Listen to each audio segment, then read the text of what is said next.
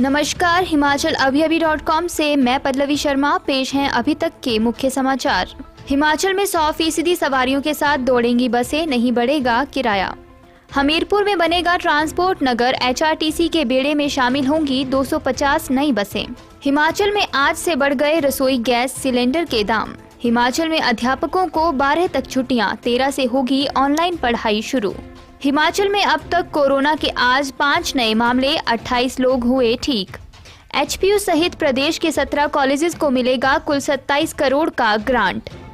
हिमाचल सरकार ने 2 ex-MLA सहित 12 को थमाया नोटिस। कोल सिंह की बेटी भी नहीं बख्शी। सुसाइड करने वाले युवक के पिता की बंबर ठाकुर को क्लीन चिट, बोले इन पर नहीं है शक। SOS का 10वीं व 8वीं कक्षा का रिजल्ट आउट, 10वीं में 32.7% हुए पास। विक्रमादित्य बोले जयराम गवर्नमेंट उद्योगपतियों, प्राइवेट शिक्षा संस्थानों के हाथों की कठपुतली। अब समाचार विस्तार से। आपके स्वास्थ्य का प्रहरी श्री बालाजी हॉस्पिटल, कांगड़ा, हिमाचल। हिमाचल में अब फुल सीटिंग सवारियों के साथ सड़क पर बसें दौड़ेंगी। साथ ही सोशल डिस्टेंसिंग का पालन करते हुए कोई भी यात्री बसों में खड़ा नहीं होगा। यह बात HRTC की रिव्यू मीटिंग के बाद मीडिया से बातचीत के दौरान CM जयराम ठाकुर ने कही। CM ने किराया बढ़ाने से स्पष्ट इनकार करते हुए कहा कि बेशक पिछले दिनों पेट्रोल व डीजल की कीमतों में वृद्धि हुई है, इस संबंध में निजी ऑपरेटरों की भी मांग रही है, लेकिन सरकार का अभी फिलहाल किराया बढ़ाने का कोई इरादा नहीं है। हिमाचल पथ परिवहन निगम को खाका बनाने को कहा कि कोरोना के चलते लॉकडाउन में बसें न चलने से HRTC को 170 करोड़ का नुकसान जो हुआ है, उसकी भरपाई कैसे की जा सकती है। जयराम ने कहा कि हालांकि सरकार ने 100% सवारियों के साथ बसें चलाने की अनुमति प्रदान की है, लेकिन समुचित शारीरिक दूरी और मास्क का उपयोग सुनिश्चित बनाया जाना चाहिए। उन्होंने कहा कि चालकों, परिचालकों और यात्रियों को सुरक्षा के मापदंडों का पूरा ध्यान रखना चाहिए। उन्होंने कहा कि लोगों की सुविधा के लिए राज्य में पायलट आधार पर ई-परिवहन व्यवस्था आरंभ की जाएगी। हिमाचल में ट्रांसपोर्ट नगर स्थापित किया जाएगा, जिसमें ड्राइविंग टेस्ट ट्रैक, ड्राइविंग प्रशिक्षण केंद्र, ट्रैफिक पार्क और वाहनों के रखरखाव पार्क आदि की सुविधाएं प्रदान की जाएंगी। इस ट्रांसपोर्ट नगर में वाहन चालक परीक्षण और प्रशिक्षण का प्रबंधन मूल उपकरण उत्पादकों द्वारा किया जाएगा। यह बात CM जयराम ठाकुर ने परिवहन विभाग की समीक्षा बैठक की अध्यक्षता करते हुए दी। जयराम ठाकुर ने कहा कि हिमाचल पथ परिवहन निगम के बेड़े में शीघ्र ही 250 नई बसें शामिल की जाएं। जयराम ठाकुर ने कहा कि हिमाचल पथ परिवहन निगम के बेड़े में शीघ्र ही 250 नई बसें शामिल की जाएंगी, जिसमें से 100 इलेक्ट्रिक बसें भी शामिल होंगी। वर्तमान में शिमला शहर में 50 और मनाली क्षेत्र में 25 इलेक्ट्रिक बसें चलाई जा रही हैं। उन्होंने कहा कि राज्य में अंतस्थलीय जल यातायात को प्रोत्साहित करने की संभावनाएं तलाशी जानी चाहिए। उन्होंने कहा कि गोविंद सागर, कोल डैम और चमेरा जलाशयों में व्यवहार्यता रिपोर्ट संचालित की गई है। तत्तापानी, कसोल, सलापड़ जलमार्ग की विस्तृत परियोजना रिपोर्ट तैयार की जा चुकी है और इन जलमार्गों को शीघ्र आरम्भ करने के प्रयास किए जाने चाहिए। उन्होंने यात्रियों की सुविधा के लिए अधिकारियों को विभिन्न बस अड्डों के निर्माण कार्य को निर्धारित समय में पूरा करने के निर्देश दिए। हिमाचल में सभी अध्यापकों को 12 जुलाई तक छुट्टियां दे दी गई हैं। नए आदेशों के तहत अब 13 जुलाई से ऑनलाइन पढ़ाई शुरू होगी। हालांकि इन आदेशों में ये तय नहीं हो पाया है कि 13 से अध्यापक स्कूल आकर ऑनलाइन पढ़ाई करवाएंगे या घर बैठकर ही, लेकिन ये तय हो गया है कि 13 से बच्चों की ऑनलाइन पढ़ाई शुरू होगी। आज के आदेशों में शिक्षा विभाग ने कहा है कि अध्यापक ऑनलाइन पढ़ाई का मटेरियल तैयार रखें। अध्यापकों को बुलाने का फैसला सरकार आगामी 1 सप्ताह के भीतर ले सकती है। इसी तरह बच्चों के सभी शिक्षण संस्थान 31 जुलाई तक बंद रहेंगे। शिक्षा मंत्री सुरेश भारद्वाज ने बीते दिन कहा था कि स्कूलों में अब 13 जुलाई से ऑनलाइन पढ़ाई होगी। ऑनलाइन पढ़ाई का कंटेंट तैयार करने के लिए 100 से अधिक शिक्षकों की टीम काम कर रही है।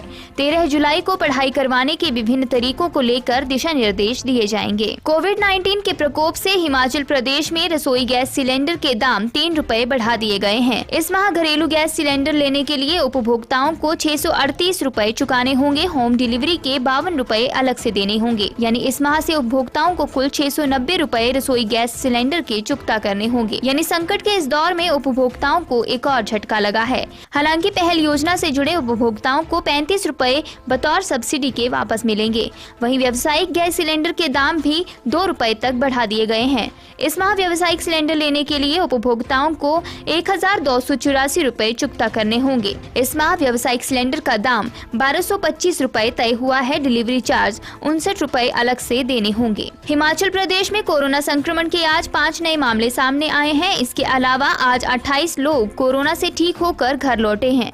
हमीरपुर के शेर महल में 40 वर्षीय व्यक्ति कोरोना संक्रमित पाया गया है। यह व्यक्ति गुरुग्राम से लौटा था और भोरंज में इंस्टीट्यूशनल क्वारंटाइन में था।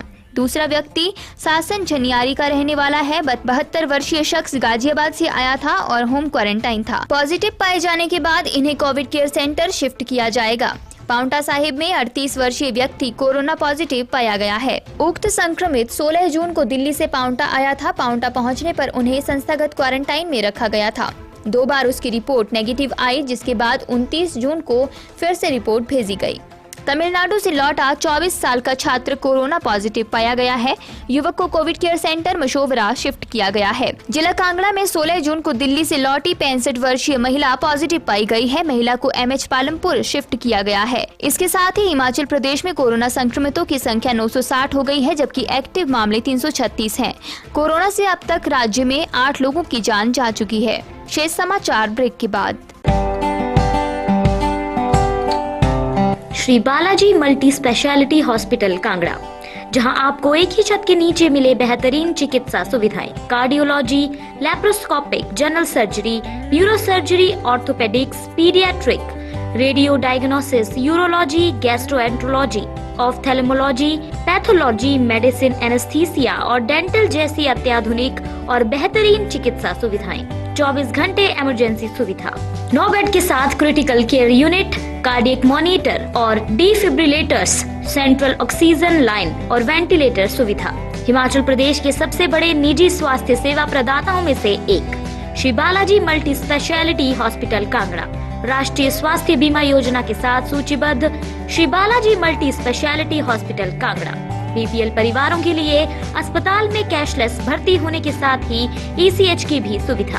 हमारा पता Shri Balaji multi speciality hospital, Balaji Vihar, Ujjain, Kangra. संपर्क करें 9218411108 पर।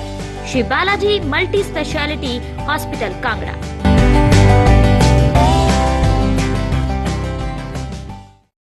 हिमाचल प्रदेश विश्वविद्यालय सहित प्रदेश के 17 महाविद्यालयों को राष्ट्रीय उच्चतर शिक्षा अभियान के तहत कुल 27 करोड़ रुपए का ग्रांट जारी किया जाएगा। अगले सप्ताह इस ग्रांट को जारी कर दिया जाएगा। मानव संसाधन एवं विकास मंत्रालय की तरफ से मार्च महीने में ही ग्रांट को मंजूरी दे दी गई थी।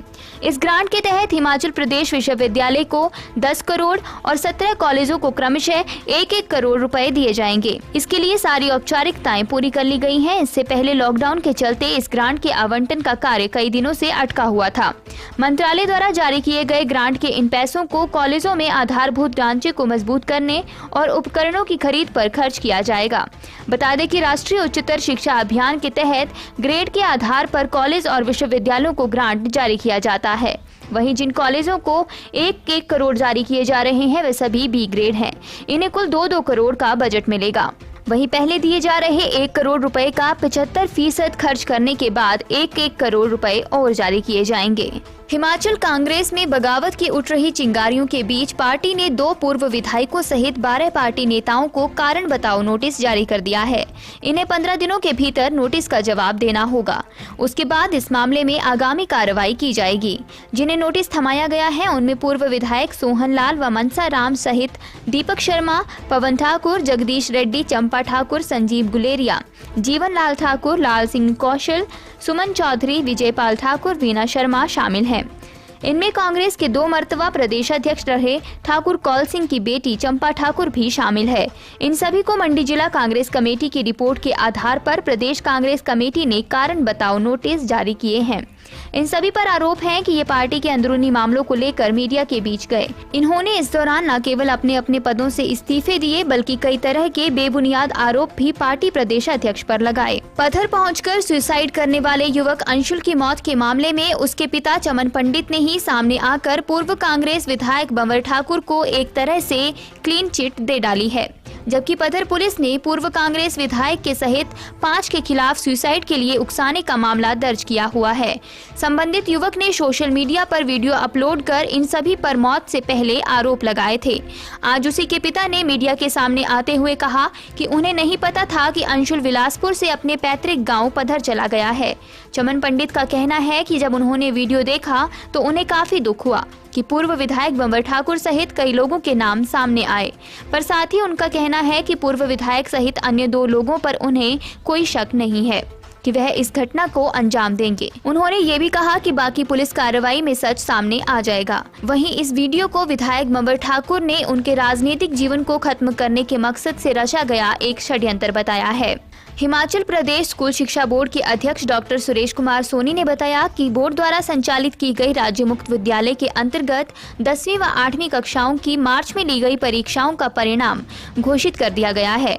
10वीं कक्षा में 9,705 विद्यार्थियों ने परीक्षा दी, जिसमें से 3,173 उत्तीर्ण हुए। 5,469 परीक्षार्थियों का परीक्षा परिणाम रीअपियर रहा तथा 5 वर्ष की निर्धारित समय अवधि समाप्त हो जाने के कारण 49 विद्यार्थियों का परीक्षा परिणाम अनुत्तीर्ण घोषित हुआ।